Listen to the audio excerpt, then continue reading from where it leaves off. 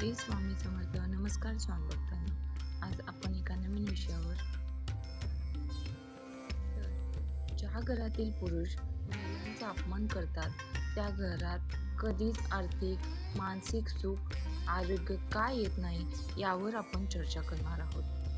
ज्या घरातील पुरुष आपली पत्नी, आपली आई, आपली बहीण आणि मुलगी यांना ओरडून अपमानास्पद बोलत असतात, वाईट वागणूक देत असतात, त्यांना काहीच समजत नाही, अक्कल नाही असे म्हणत त्यांचा सर्वांसमोर अपमान करतात, त्या घरात कधीच सुख, समाधान व लक्ष्मी राहत नाही. सतत आर्थिक, शारीरिक, मानसिक अडचणी व संकटे येत असतात. हे खरं आहे ना, 100% तुम्हाला पण माहिती आहे.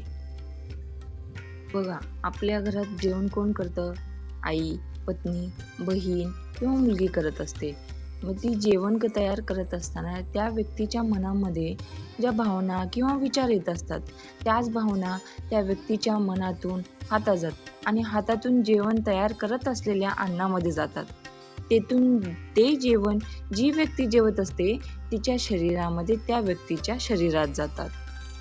जर आपल्या घरातील आपली आई किंवा पत्नी, कुठलीही स्त्री जर आनंदित असेल तर ती आपल्या आनंदाने मनाने स्वयंपाक करते.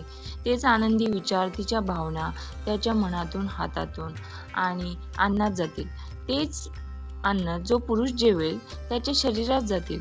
पण तेच जर घरातील पुरुषांनी अपमानास्पद वागणूक दिल्यानंतर जर ती पत्नी, आई, बहीण, मुलगी दुःखी मनाने रडत स्वयंपाक बनवत असेल, तर मग ते दुःखी तिच्या मनातून, हातातून व हातातून स्वयंपाकात जाणार तर नाही का? ज्या घरातील स्त्रिया आनंदित व हसत-खेळत असतात, त्या घरातील वातावरण पण आनंदित राहते. त्यांच्या हातचे जेवण जेवणाऱ्या पुरुषाला पण आर्थिक, शारीरिक, मानसिक अडचणी कधीच येत नाहीत. तरी आपोआप त्यातून निघतात. म्हणूनच घरच्या स्त्रीला लक्ष्मीचं स्थान द्या.